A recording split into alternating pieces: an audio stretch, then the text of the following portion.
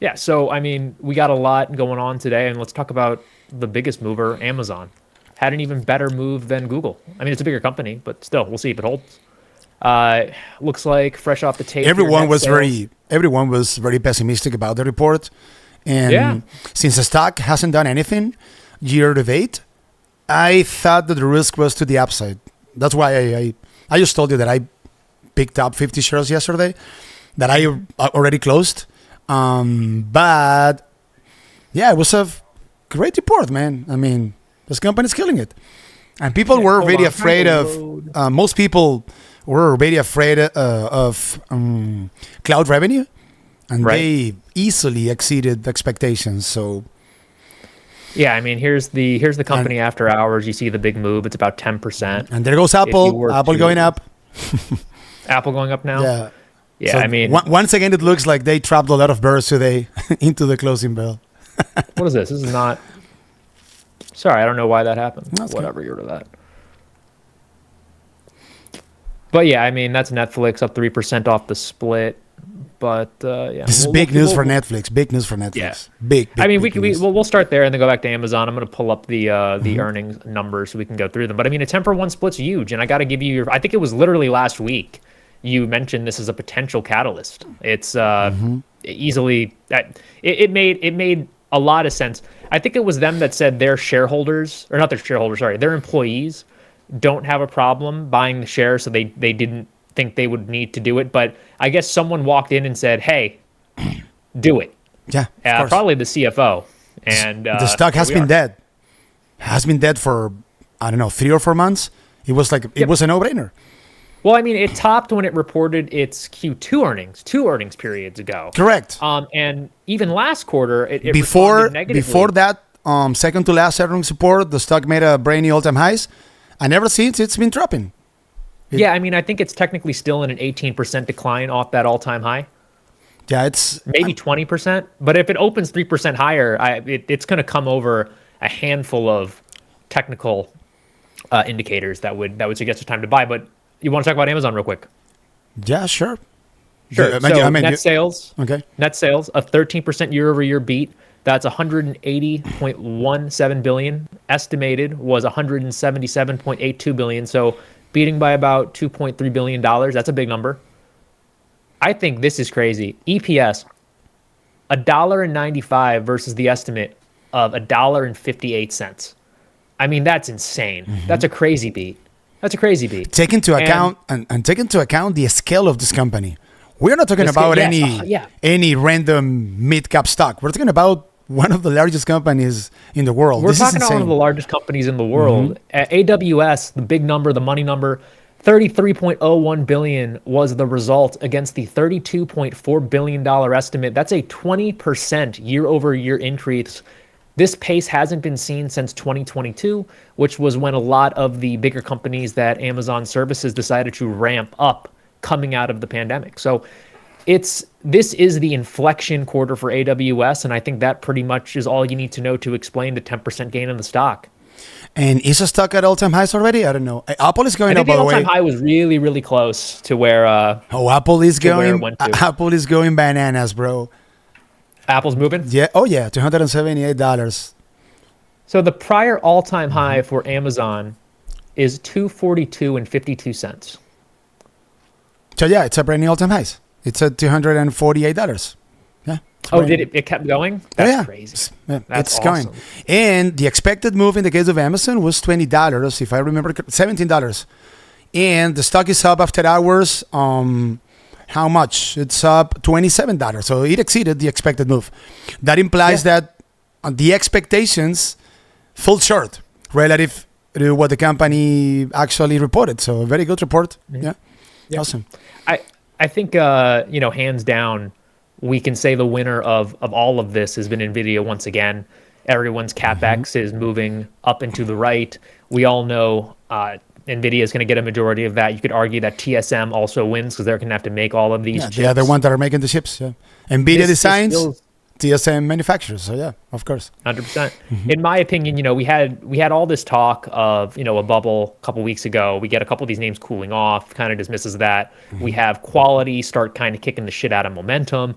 I think that this quarter from Amazon and the quarter and also the quarter from Google is going to be enough to get people excited to go back into these momentum names again. They're showing you why they're the Mag 7. So Tim Cook is pumping up Apple.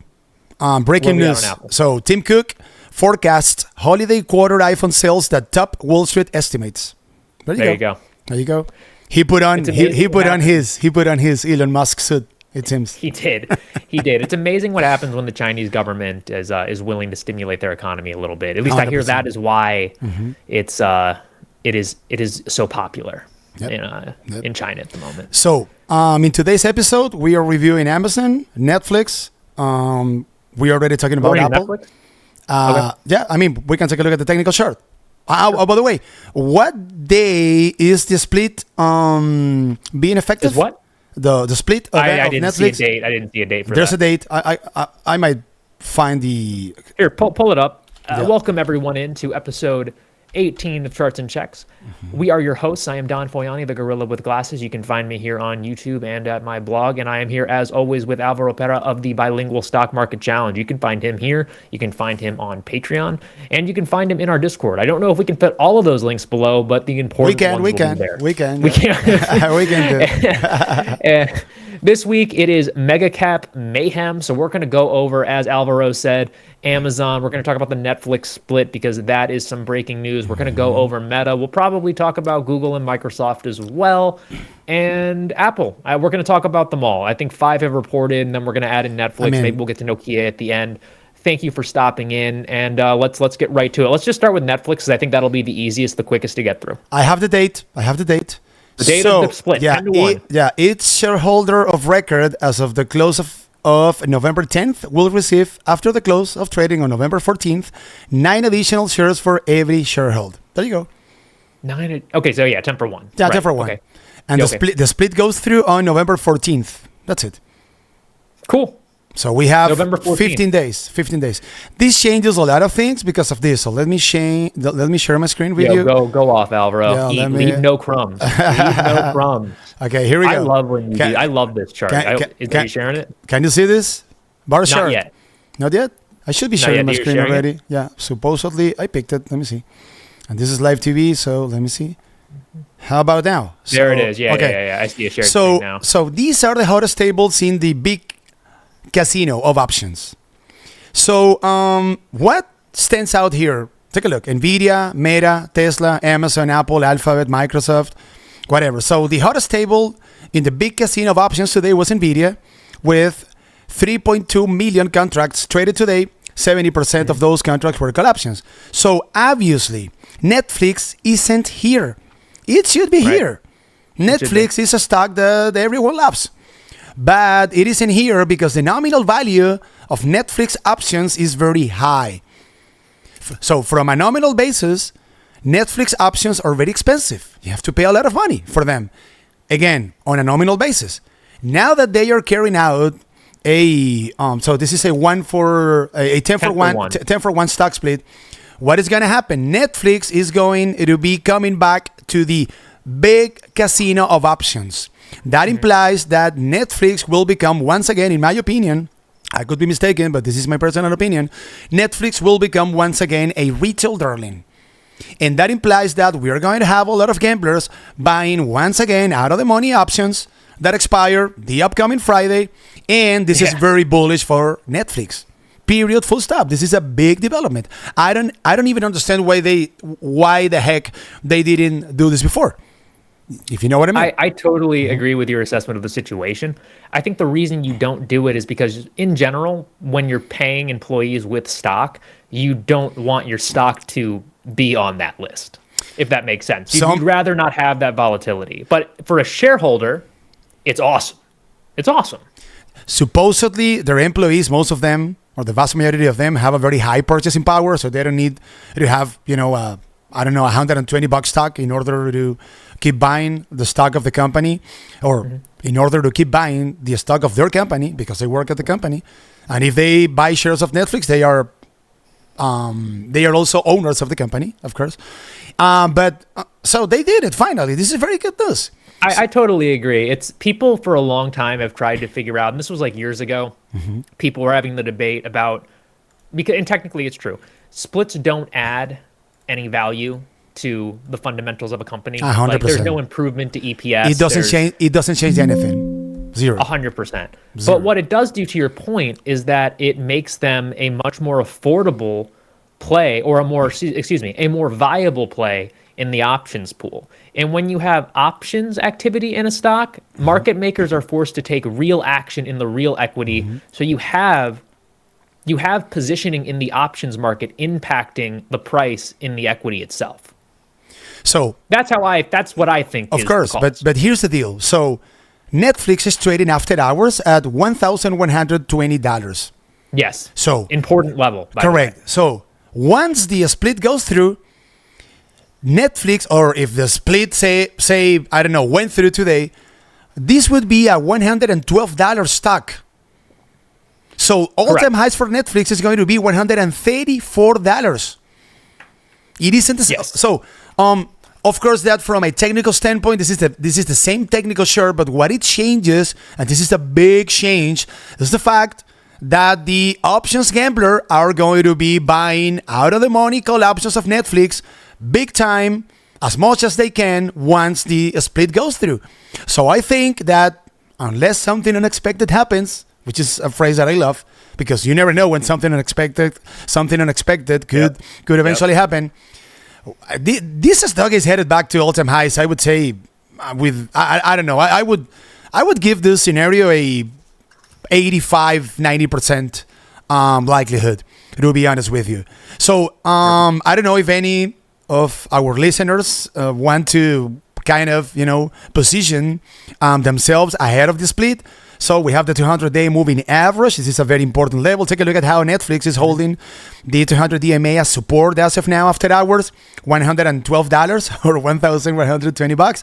So in my opinion, if Netflix holds, or if the buyers of Netflix can sustain price tomorrow above the 200-day moving average, $1,120, post-split, $112, this situation could be attracting buyers into this technical short. And yeah, what about what could be the next gap? $115, previous level of support. Do you mind if I start talking about Netflix? Yeah, I mean, post split. So yeah, this is bullish. So we'll see what happens. Keep an eye on the 200 DMA. Many people say, and that's actually what I think, that usually negative things occur below a 200-day moving average. In the case of Netflix, volatility increases. Yes, correct. So above $1,120, I think that we just had a very, very, very positive catalyst. Netflix is going back to the big casino of options. So yeah, I think that the likelihood for us to see a front-running operation into the stock split is very high, and this is your level, in my opinion, $1,120. I mean, that's the 200-day. You said it really well. I would just add that we also need to pay attention to. Oh, Dan, I think that your screen is like wider than mine. Okay, there you go. You're sharing the screen. Mm-hmm. Are we sharing? You see it? Yeah, I can see it. Perfect. Mm-hmm. Yeah. So in the blue line there is the level you pointed out. It's the 200-day simple moving average at 11/20/42. I'm looking at the 150-day. It found support there before losing it, right at the beginning of the month in October. That's Carter Worth's favorite indication. That's at 11.72 to the penny. If you get it above there, I think that you really got to get confident. And then in green at 11.97 and 31 cents is the 50-day. If you get above the 50-day, you're gone. I think you just start booking the all-time high, buy the jet skis, book the vacation in advance if you get above the 50-day. I myself, if we maintain the hold above the 200-day, and we've talked about this in the Discord quite a bit. Yeah. In my opinion, that is the indication that the buyers are coming in and supporting the stock, and you can get in too. It goes from a don't be a hero moment to the time is now, act, do something, because you might be missing out on the opportunity to buy. I think that we both see this as the best in breed winner in its category at let's call it a 20% discount from the all-time high. Yeah, it is. Let me tell you. So Netflix is as of now, it is trading. Oh my bad. So it is trading. It is Why are half you bigger than me? its Hold on. most recent all-time highs. It is trading 16% of its most recent all-time highs. Correct. Yeah. Oh, 16% 16%. I mean, almost a bear market. It was. So Netflix was at a bear market at a technical bear market 2 days ago. So Yeah, I mean, this is a very good discount. And something that is worth pointing out here is that this company killed it last week when they reported earnings. no, They not just killed last it. week, last Or 2 quarter weeks too. ago or whatever it is. So Well, no. they're Like killing it. both of the last quarters where the stock is sold off, it hasn't made fundamental sense. It just the stock, I guess, had priced in too much. I thought these quarters were fantastic. To be Aside fair, from the though, Brazilian tax situation, Throw whatever. it out. Correct. Throw it out. I think part of the issue, or not part of the issue, an added layer of complexity is that even though we know based on their numbers, their subscriber numbers have to be doing well, we don't have them anymore. It's the first year we haven't had them. So maybe there's a little bit of hesitancy. But revenue is still growing. Net income is through the roof. Yes. Free cash flow is growing at a very rapid pace. So what's not to like here, bro? Oh, I totally agree. I'm just making the point that I Yeah. think, maybe had we been in a world where subscribers were still normally given, and I assume they would have all beaten expectations because of, to your point, what revenue, free cash flow, and everything else was doing. Maybe the stock doesn't even give you this opportunity. So in my opinion, you have the underlying data that Netflix is giving us with the revenue, the margins, the free cash flow, the earnings, tell us the subscriber number is doing well. Correct. Exactly. So exactly. yeah, and Correct. I'm very transparent when I talk about getting in and getting out of stocks in the Discord. I will let people know when I average back into Netflix. So So you already have a position, right? yes, Oh, okay. I've had a long position. Full disclosure. Okay. Oh, by the way, and for those who are holding options of Netflix, the split is going to affect your options in the same proportion. Yes. Okay, 1-for-10. Yes. So That's- if you have one call, the value of that call is going to be divided by 10. In other words, the value. Yes. correct. I mean, I don't know if you know about that better than I do. Yeah. So the stock split affects in the same proportion the options contracts that are opened. Okay. So I mean, Hold on. If I have one option, do I get 10 options at a Correct. tenth the price? Okay. correct. Exactly. Yep. That's what is going to happen. Okay. So Cool. Netflix is out of the way. We both agreed on the fact that this is very bullish. And what's coming next? Up to you. Dealer's choice. Do you want to go over Apple maybe and talk about the report? It's going up, I think. Yeah, still. hold on. Let me I see. don't actually have the Apple numbers in front of me. Here they are. I have them. All right. So Oh, revenue brand new all-time highs. brand new. We love that. Yeah. Going So into this quarter, the birds are being delivered a huge pie in the face after hours. right. No, I mean they all. I don't really understand why they decided to bet against it, given all of the momentum and all of the information we're getting from the back channels that the iPhone 17 was going to be. A hit. I told you earlier on today that I was mistaken about Apple, and you were right about the fact that this company didn't need any artificial intelligence, announcement in order to go back to all-time highs, and that's exactly what happened. And I don't see any AI related news. No. I think in Apple regard to is this in report. the- So I think Apple is in the win-win scenario where the market is giving them the benefit of the doubt that they will eventually get a consumer AI product right. And when they finally announce they're going to do it, they're going to get a pop on it. So the stock's not pricing it in. It's just going to give them the benefit, like my opinion. Apple's not pricing in an AI feature. And when they get it, it's going to pop. In other words, it's just a call. Like if you buy Apple right now, like even at the all-time high, you're basically buying a call option that they get AI right. yeah, services are up. Yeah. So services. Here, if you want, you I'm have it. sharing. Okay, there you go. Yep. But take a look You at the wanna read it or you growth. want me to read it? Take a look at the growth on services, which is the segment of the business that is growing, at the fastest pace. So This is why you. This is why you. so pay services $39. went up from $24.9 billion up to $28.5 billion on a year-over-year basis. So I mean, Yep. go ahead, read it, bro, please. Sure. Sorry, I didn't mean to talk over you there. Revenue was a beat up 8% year over year, largely driven by the iPhone sales. 102.47 billion versus the estimate of 102.19 billion. EPS also a beat, 13% year over year, $1.85 versus $1.77. There was a big miss, sorry, than on Greater China revenue, but I guess that the markets are looking through that because Tim Cook went to the White House and he gave Trump a gold, whatever that is, a gift or. So the markets must be, taking into account that the stock is trading at all-time highs, and since this is not a cheap stock by any stretch of the imagination, I guess that the markets are looking through this, I guess. 100%. And also, it could just be that the expectations, like the whisper expectation for China was low relative to the estimate. Could be the case as well, yeah. Maybe 16.43 billion was the estimate, but the whisper was like 14. So 14.49 is better. I would need to see the sequential numbers. Yeah. America's was fine. Service revenue, take a look. This is key. Yeah, let's just scroll down to service revenue. Yeah, this is key. So key factor. 28.75 billion versus 28.18 billion. What did you say the growth was on that? You mentioned it earlier. Year over year, it went from 24.9 up to 28.7. And so this is why people are willing to pay 30 times earnings for this stock. It's a 14% year-over-year revenue growth on services revenue. So, yeah.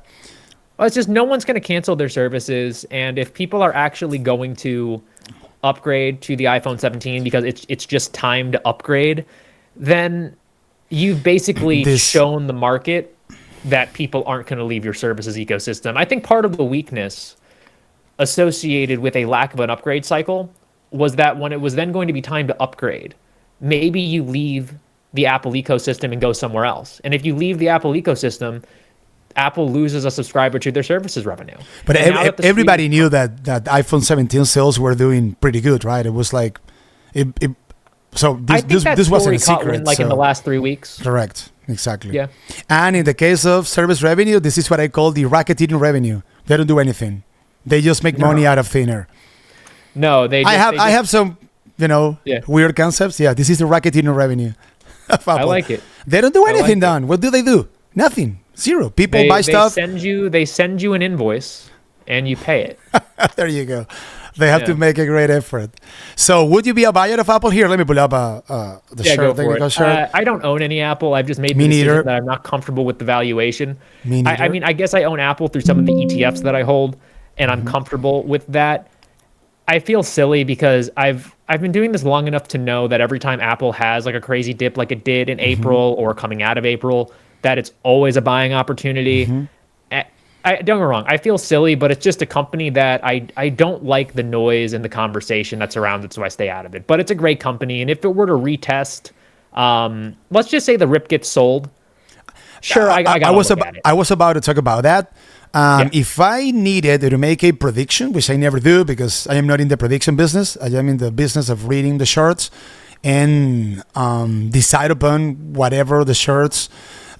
I am in the business of understanding the message that a technical chart is sending me. I think that the RIP gets sold tomorrow, and if that is the case, they might buy the dip.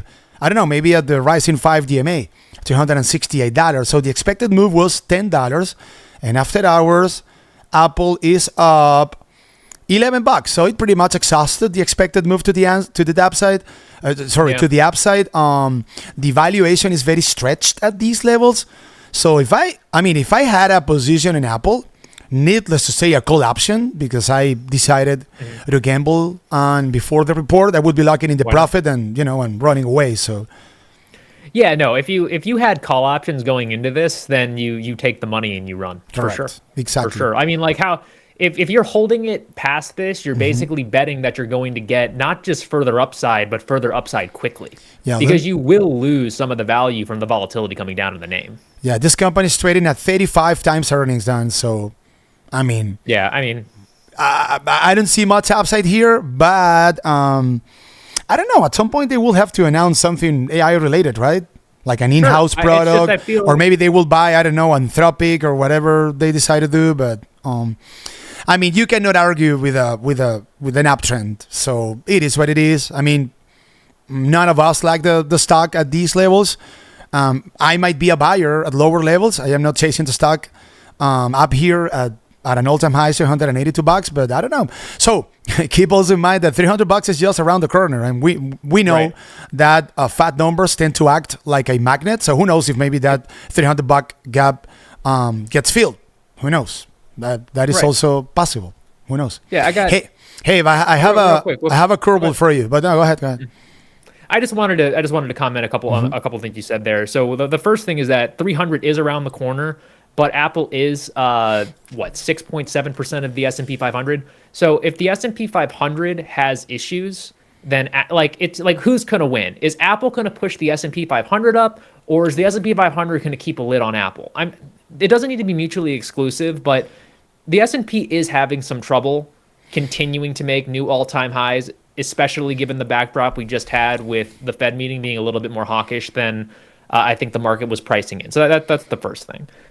The second thing with AI, I think the most likely, the path of least resistance at this point is that they partner up with Gemini, and Gemini becomes like a native tie-in with Siri somehow, some way. They have to do something. Microsoft, after they announced the 27% equity stake in OpenAI, or if that is the arrangement that they're going forward with, Apple needs a dance partner. I think Gemini is the easiest. And the third point is just a clarifying point. When I said I would look for it at lower levels, it would be strictly for a trade. I don't like the statistics in buying Apple at 35 times earnings cannot be good for future returns. So the report was a good one. So this is the best report that I can remember about Apple. So it was a good report, but I think that given the current valuation, it might be already priced in. I wouldn't rule out that that potential 300 gap getting filled before the stock pulls back. But I am not a buyer. I am not really interested in the stock, and I don't know. Maybe at some time they will announce something AI related, and I could become interested in the stock. I don't know. So not a stock that I am real quick, keeping an eye on as of now. Clarify. You said a gap to 300, or just you mean like 300 potential gap. This is like as of now, this is an imaginary gap. Oh, okay. $300. Yeah. It's a fat number. It could start to act like a magnet, So it's a potential gap up to $300. We'll see if it gets filled. I understand. I wouldn't be surprised either if the RIP gets sold tomorrow, because the valuation is very expensive, though. That's all right. You had a curveball for me. Throw it. Yeah. Reporting on Monday. Look at my shirt. Big old Palantir. Look at my shirt. It's reporting on Monday. So your thoughts? Come on. Palantir? Yeah. Let me see what it did today. It got up to $200. Speaking of fat numbers, do you have a technical chart that you can pull up? I don't have a Okay. It's up and to the right. For people that don't know what Palantir looks like right now, it's up and to the right. Okay. If you want to pull one up, go ahead, and I'll do it. I'm doing it. Okay, there you go. Here are my thoughts. Okay. AWS 20%, Azure 39%, Google Cloud. I don't remember the percentage number, but it was a beat. It was in the teens, or maybe it was the low teens. Whatever. It was an impressive beat for Google. In other words, Palantir, on top of the government business, has a commercial business, and it was actually the commercial business, I think it was last quarter, that propelled Palantir's quarter. It actually kind of outshone what happened with the government contracts.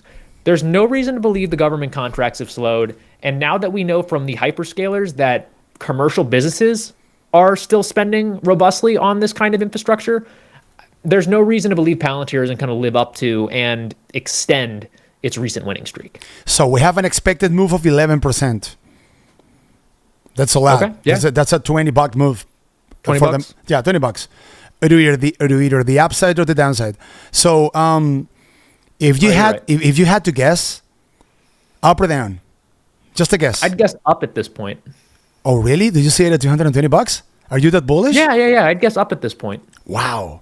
I was expecting. I was expecting to listen to the opposite, but that's okay. So here, if you would have asked me 2 days ago, I would have said down. But I honestly think that with Google, with Amazon, with Apple, and with people rethinking the hawkishness, because today we saw the financials rally. We're starting to rethink how hawkish Powell was on Wednesday. I think momentum has that spark. I think we could see some money coming back into momentum into year end. I think 7,000 is still on the board for year end. and maybe Well, maybe almost even there. get a little bit above it. We're almost there. So say that it pulls back because so you're already a Palantir shareholder, right? So Small position in a couple accounts. Yeah, it's not big for me. yeah, to the downside, we have the 20-day moving average at $182 and also the 50-day moving average at $173. Would you be a buyer of a pullback here? Say that they killed it once again, which I think is the most likely scenario. They reported better than expected. They raised guidance, the whole thing, the whole Alex Carp combo. But it pulls back because, I don't know, maybe the report was already priced in. Are you a buyer at $182 and maybe at the 50 DMA, 173? Yeah, I definitely feel like I'm a buyer at the 100-day moving average at 163. I don't know if I would jump in at the 50-day just because actually maybe I would. Let me share my chart. Yeah, go ahead. I'm curious. Yeah. So here we have the 50-day in white, the 100-day in blue, and the 200-day in orange. You can see that this is the tariff tantrum over here. With the exception of the tariff tantrum, it really has obeyed the 50-day since then. And if you this is a 1-year chart, by the way, so it goes back a little bit into 2024. It doesn't often visit the 100-day. So at the 50-day, I would start looking. At the 100-day, I would certainly buy some more. Yeah. Assuming the quarter is good. If the quarter's correct. crap, then what can be said? It changes It's unlikely. everything. It is unlikely. Yes, on that point we agree. It's unlikely. Yeah, I think the stock pulls back once the report comes out, and what's new? They buy the dip. Yeah. It's Palantir, so it's a future. It's Palantir, it's a future, bro. So okay, now Amazon keeps going, bro. Unbelievable. $253. It's moving. Yeah, yeah. It It just keeps going. All-time highs. Yeah, I would. And in the case of Amazon, I gotta tell you, bro. So in the case of Amazon, and kind of circling back to Amazon, so we already spoke before about this company, and the valuation is the lowest it's been in 10 years minimum from a forward P ratio standpoint. So who knows what could happen here, guys, bro? Because the report was like way better than expected. So we'll see. 100%. We'll see about that. Okay. Apple keeps going as well. New all-time highs, $184. One last word on Amazon here. If we see the rip get sold off, I would just expect to see. So let's just say it opens tomorrow wherever it closes tonight, and it's like in the 250s. If it goes back to the prior all-time high at 242.52, that's exactly where I would expect algorithmic buyers to come in and try and scoop this. Sure. I mean, do you see what I mean? Yeah, 100%. Yeah. The thing is that in the case of a pullback, and I'm talking about Amazon and Google, we have valuation support because those valuations are not expensive. In the case of Apple, I would be a bit more skeptical in case of a pullback, but say a 5 or 10% pullback on Amazon and Google on regular market conditions, I think that those dips get bought up, in my opinion. Speaking of valuation, do you want to talk about now the cheapest of the Mag 7 after today's events? Meta platforms? Yeah, let's go. I love it. I got skin in the game, by the way, but whatever. It's okay. Very good. Do you have a technical chart that you want to pull up? There you go. Yeah, sure. So this is the 50. This is the same chart as before. It's just hey, by the way, so first and foremost, the only thing that they didn't like was guidance on capex. It came out like way above estimates, and I mean, it is what it is. So Zucchini is all in AI, and he's going to keep on investing a lot of money on artificial intelligence. So if you're a Meta shareholder, you need to deal with it. So this dynamic will not change anytime soon. Okay, go ahead, bro. Here's the headline. The headline is Meta spends too much on CapEx. Meta drops 10+% in a single day. The story is that Meta again beat on earnings and revenue. Meta is monetizing AI like very few other people can. Engagement on their platforms is up 14%. Revenue for ads is up 10%. I know it's a little bit lower than the 11% that I think came last quarter, but 10% is still pricing power. The story should be Meta is monetizing on AI, and they need to keep spending because the demand is there, and they can't wait for the money to come in. They need future dollars today, so they're just going to spend it. And they went to the debt. They went to the debt market Oh, they issued some bonds, I think, right? I don't have Yes, the this details, morning. but they did, right? Yeah, I don't know if I think if I overheard the details correctly, Mm-hmm. it's 140 or 150 basis points, so 1.4 or 1.5% above whatever the treasury rate is for the term period. So they're Paying a paying higher 150 yield. That's basis. okay. It's okay. Yeah. Well, yeah, I mean it's a company, it's not the government. It should be higher Correct. than the Correct. risk-free Correct. Of course. premium. A devil's advocate would be like, hey, if you're actually monetizing this stuff, why do you need to go to the debt market? My response to that would be because the demand is so high, we can't wait for the money we know is going to come in a year from now. We need that money today, so we're going to get it today. The basic principle, time value of money, because of inflation and other matters, dollars today are worth more than dollars In the future, of course, 100%. So you and the need same that thing, money and the same today. thing happens with with cash flows. Of course, they are Correct, less valuable in the correct. future. It's the same concept, of course, 100%. Yeah. So today it opened at the 200-day and closed below it. But I mean, call this 660 is this level here. I'll draw the line so it's clear. It's kind of where the stock found support. It was bouncing, and this is where the stock has come through a handful of times. This was a cup and handle coming out of April. So 660 is an important level. I like to see it defend there. I wouldn't get too That bearish level if held it to. gets So below. what was today's low? It was like 655. So that's a great call out, bro. Take a look. At the very beginning of the you're right, 655. There you go. And change. So Yeah. that level that you're calling out actually was able to sustain price today. Sure. Yep. And obviously a close above the 200-day would be fantastic, which right now is, at least on my screen, 678.39. The only other chart I want to show you is the chart I've been showing everybody else. It's my favorite 2-year weekly chart. The 50-week simple moving average found support right there. It's 663.18. Only other time it's gone below there this year was the tariff tantrum. Who would have thought?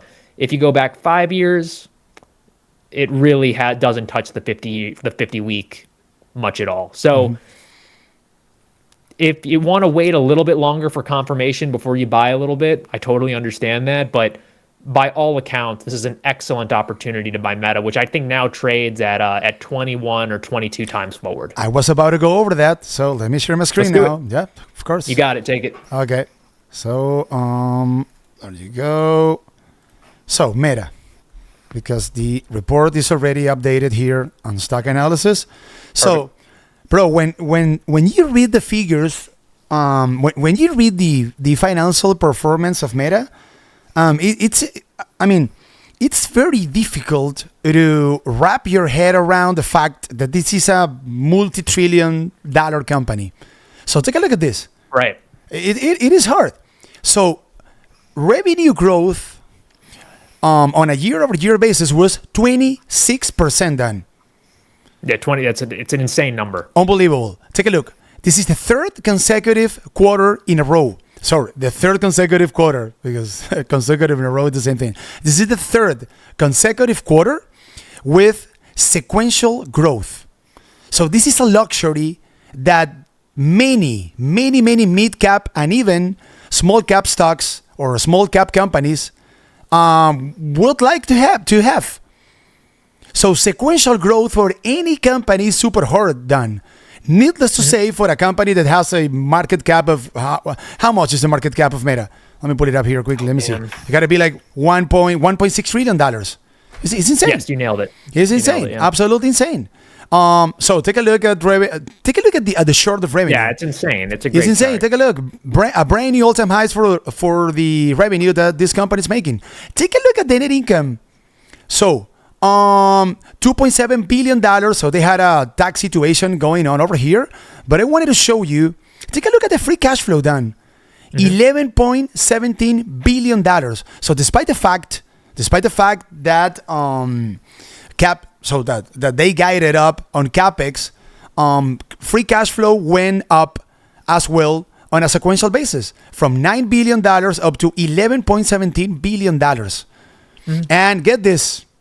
So aside from the tax situation, this company has been making a profit margin of almost 40%. Yeah, it was there. I think I heard that, like a one-time thing associated with tax changes from the big beautiful bill or something like that. Correct, exactly. So this is a one occasion type of situation. But Similar to Netflix. correct. Yeah. But other than that, this company has been killing it, 100%. And No, it's executed very well. let me show you here. So take a look. Do it. Forward P ratio of 22. Yeah, now it's the cheapest of the Mag 7. Yeah. I By a mile. So I gotta wait until the end of the week, but I imagine I'm gonna be buying this. done. Here, So we're pretty much buying. So whoever buys Meta at these levels is buying the stock of this phenomenal company with the cheapest valuation in pretty much 4 years. I mean, take a so of course in 2022 we had a super unique situation. So the forward P ratio went down to 13. No kidding. So I mean, let's get this. So let's don't take this into account. But other than that, so go figure. September of 2023, we had a big correction in the markets back in September of 2023 because of the invasion of Gaza and whatever. We had a geopolitical issue going on way back then. But aside from these two very specific, market events that are like, special situations, buying a company that is growing at this velocity with a forward P ratio of 22 and knowing that this is the cheapest Magnificent Seven stock as of now, I mean, I think this is a steal. I would say, I mean, I never speak in absolute terms, but I think that this is, I would say, this is a steal and I don't know. I would give it a likelihood. I would say that there's a very high likelihood that if you buy this stock at these levels, you should be very happy 1 year out or 2 years out. I would say that with a 90% likelihood.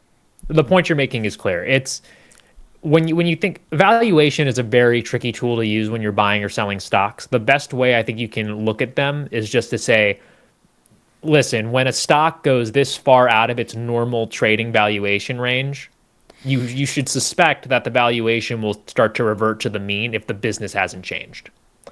And the business at Meta hasn't changed. In fact, you could argue it's improved. And now you have a chance to buy Meta at 20, we said 21 or 22 times 21, forward? unbelievable. 21 times forward.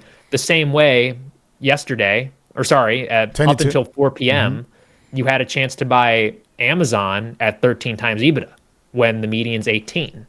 And chances are we're going to wake up tomorrow and the stock is still going to be below 18 times EBITDA. 15% doesn't bring you 5 turns.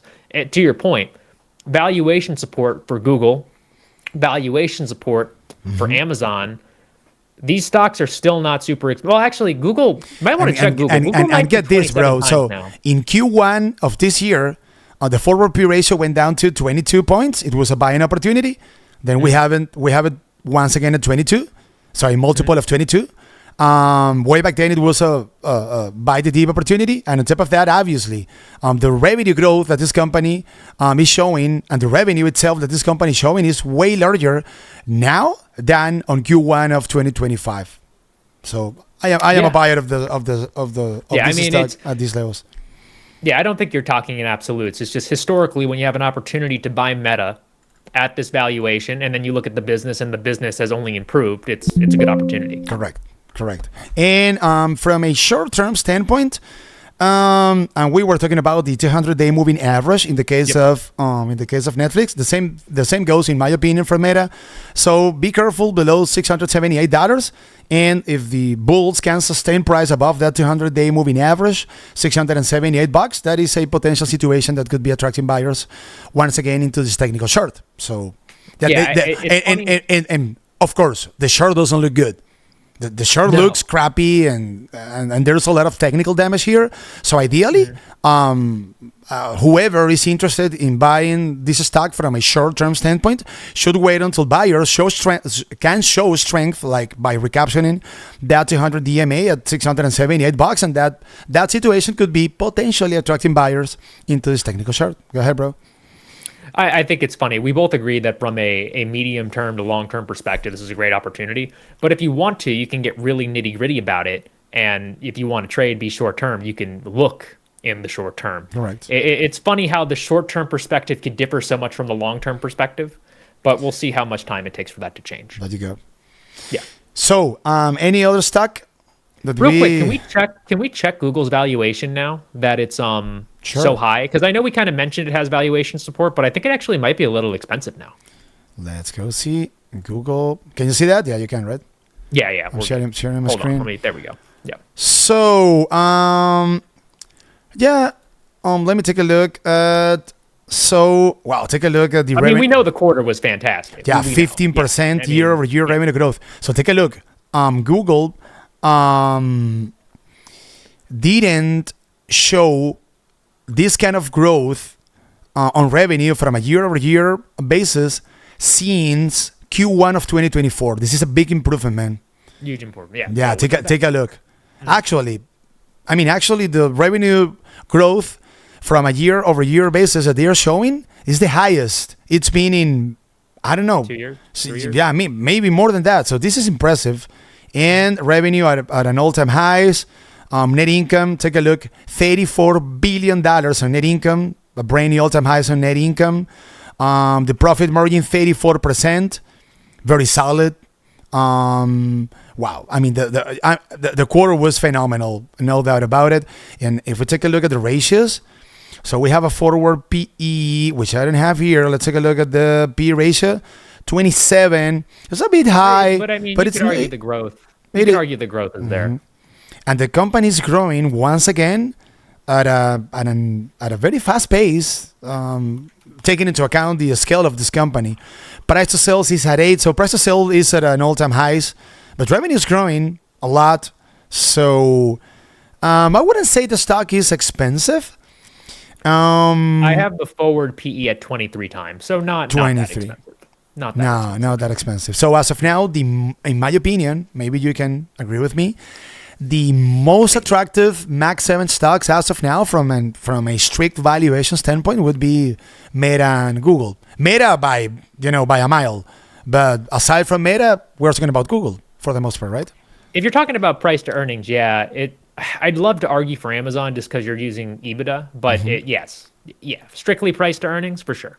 Take a look. So we have 40 analysts covering Google, 18 by categories. So the most bullish analysts that are covering Google as of now see this stock trading at $350 to 12 months out. The neutral ones $295 and the bearish ones at $190. Who are these bears? Yeah, I don't know what picture they're watching here. I mean, yeah, that's crazy. And in the case of revenue growth, take a look. This is something that is very attractive about Google as well, bro. The predictability of the company. Take a look at the expectations about revenue growth. 2026, 11%, 2027, 10%, 2028, 10%, and 2029, 10%. The company will keep growing over time in a predictable manner. That makes it even more attractive. The company is predictable. You can rely on the growth that is ahead for Google. What's even more attractive about that is the fact that you had 10% in those 3 out years.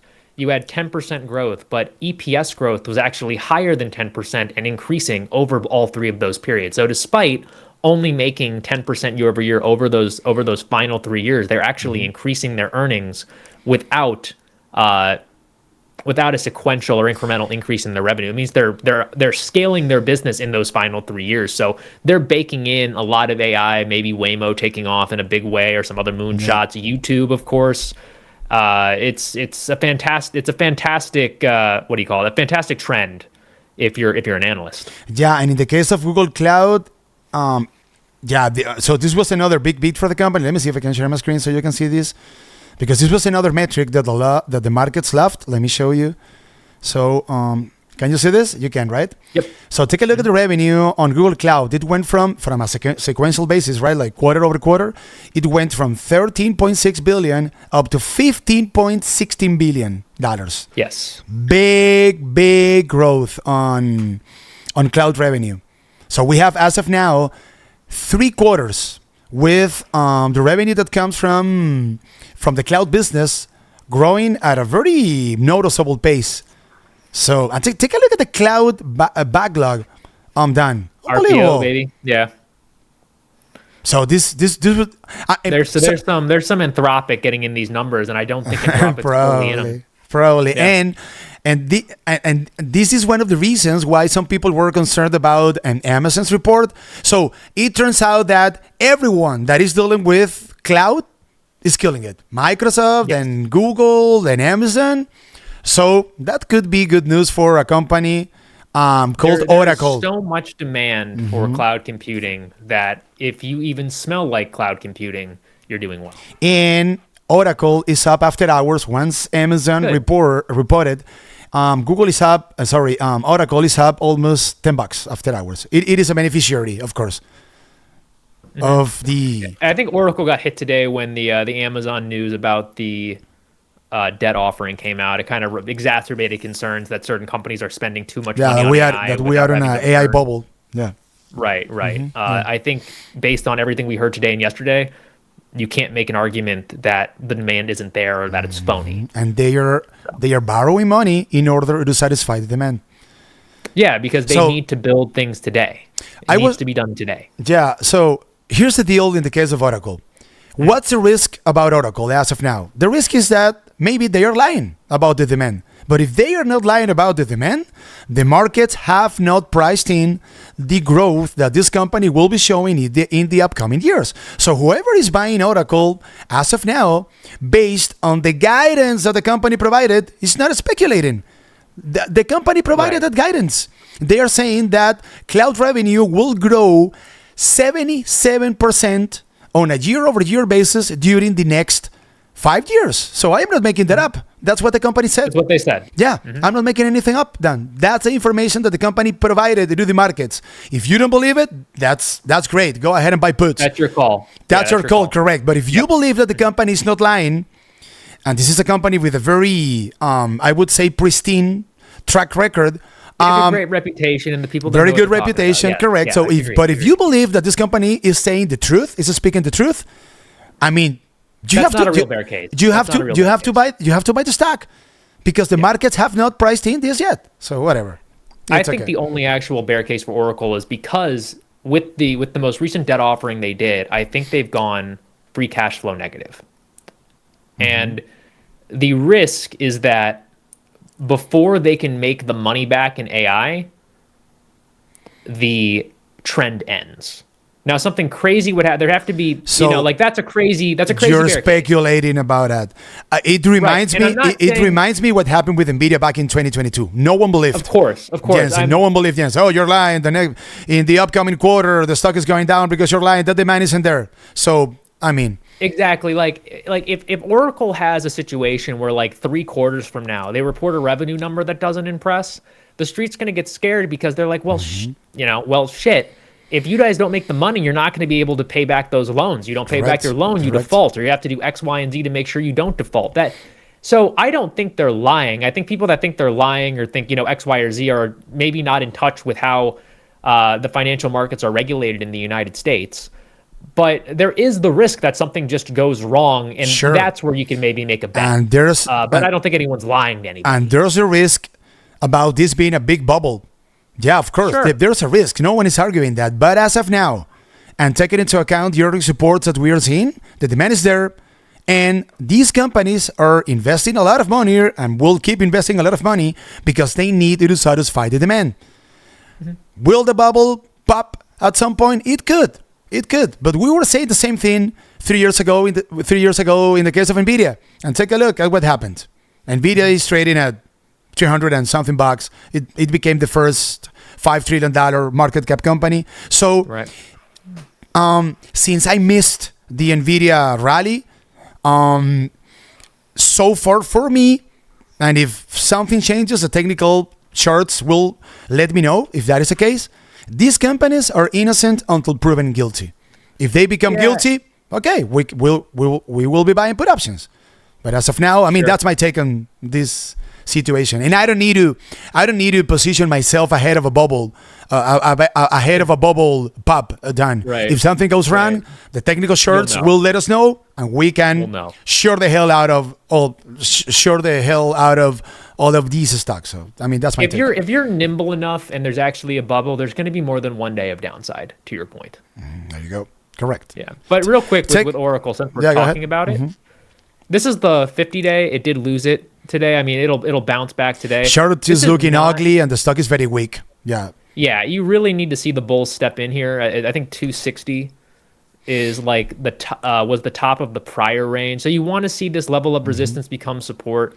If you zoom out, this is the 100-day simple moving average at 254.93. Didn't even really get to touch that, but you could expect support to come there. If I look at this 2-year weekly, you're still very far away from any of the major weekly. So if you zoom out, the stock is still very much clearly in a downtrend, but right now you can make an argument that what we're seeing in this pocket is a counter trend. And if you believe that we're in a bull market, you always buy the counter trends. Sure, and let me show you this, by the way, speaking of valuations and financial performance. So let me show you something that is pretty I should mention, I'm not long Oracle, by the way. I am, and I've been selling calls. And there's nothing wrong with that. Made some money out of it. My perspective is I'm not in the stock. That's all. This is what I see. Sure. So take a look. They spoke about 5 years of revenue growth at around 77%. So 2027, 24%, 2028, 49%, 2029, 33%, 2030, 19%. If they can deliver what they promised, that situation is not priced in. Period, full stop. You can choose not to believe them, or you can choose to believe that they are saying the truth. But if this company is saying the truth, this is not priced in, and at some point the markets will realize that, and they will have to adjust the multiples accordingly. So, yeah, I think that with that Oracle reflection, we can wrap it up, I guess. Do you want to just quickly touch on Microsoft, or do you care? Yeah, I mean, we can talk about it quickly. We'll just look at the chart and we'll say a couple things. Sure. It was a great report. This company always kills it. It's a nice looking chart. So I don't like the valuation, but when you take a look at the commercial performance of this company, again, and the same situation goes for Meta and Amazon. So that's the reason why these companies are being paid a premium, because despite of the fact that these are super large companies from a market cap standpoint, they are delivering numbers that many small cap companies and mid cap companies would be dreaming of. Oh, well, they couldn't even dream of them. It's not fathomable. Correct. Yeah. Yeah, but I mean, 550 is the level to beat. I thought the quarter was good. It got a little bit support, closed off the lows, only down 3%. If you could see a retest of the 50-day at 513. If you want to look at the shorter term moving averages, it has some work to do. It found support at the 21-day simple moving average at 521.44. If you see some closes above the 5-day exponential, which is $531.15, you could start, thinking that the bulls are coming back into control here. But the big news to me wasn't even anything earnings based. I mean, Azure was expected to print 40, it did 39. To your point about mid-size companies, that's a dream. That's a 39% growth. Like I think to your point, I guess the valuation was. Yeah, go ahead. Now they wish they could. Yeah, the valuation was just too high, I suppose. But if they're actually going to have a 27% interest in OpenAI, meaning 27% of the profits. By the way, there were rumors today that OpenAI is coming to the public markets in 2026. They have to. No, it has to happen eventually. It has to happen eventually.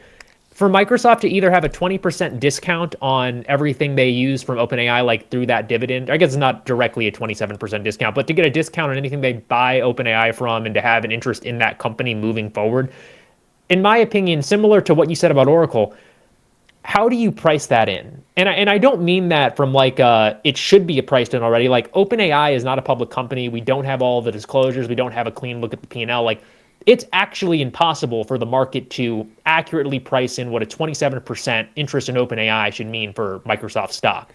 But in my mind, I didn't really want to own Microsoft, and I own a little bit of Microsoft and have for a while, but I didn't really want to add to it because I didn't want to own just Azure. Like, that's kind of only the thing they had, and the OpenAI thing was kind of weird. But now that I know that the relationship of OpenAI is this, I added today after the close, and I added before the quarter as well. I like the idea of owning almost a third of OpenAI. Let me show you something quickly before we wrap it up. So take a look. Yeah, let me stop sharing. Now take a look at the price targets on Microsoft. Let me show you.